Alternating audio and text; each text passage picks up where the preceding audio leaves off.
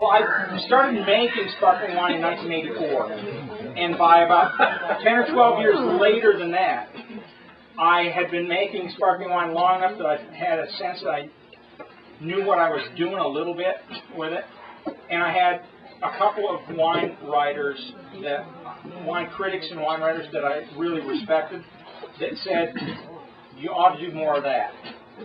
And at the time, it seemed to me that if I was going to really do the best job I could of sparkling wine, I needed to focus on it.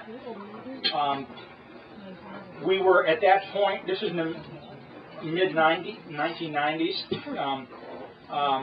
at that point we had enough wineries in the area that I felt it was reasonable for somebody like myself who's a small winery to really specialize and say, we're just going to do sparkling wine. Now that we have 30 wineries in the area, it's even, I think, more important, because when folks come to the area for the first time and want to visit wineries, they can't visit 30 wineries. They've got to make some decisions. You've got to decide where you're going to go.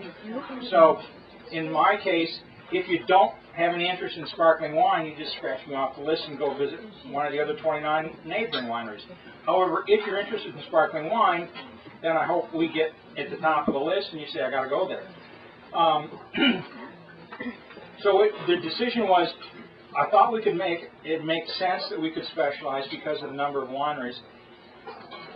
I had the feeling that the only way to really do the best job possible was to eliminate everything else and just think about growing grapes, picking them, pressing the juice, fermenting the wine. This is all thinking about sparkling wine. We're not thinking about table wine at all. And so about 1998, I decided to make the shift, and it took, at that point, 85% of the wine that we were making was table wine. So the sparkling wine was a small fraction of the wine that we made. But over 4 years, we eliminated the table wine. More wine, please. No more sex for her.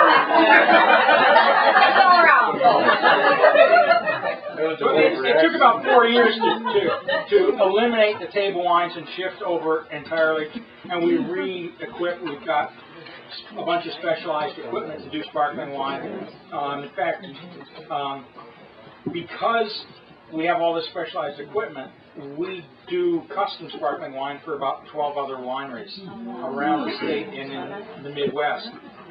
It just doesn't make sense for a winery that wants to do a small amount of sparkling wine to invest in the equipment.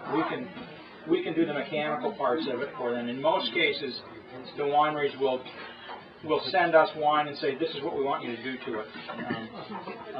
So it's not like we're making the wine for them. We're just doing what the winemaker says he wants to do.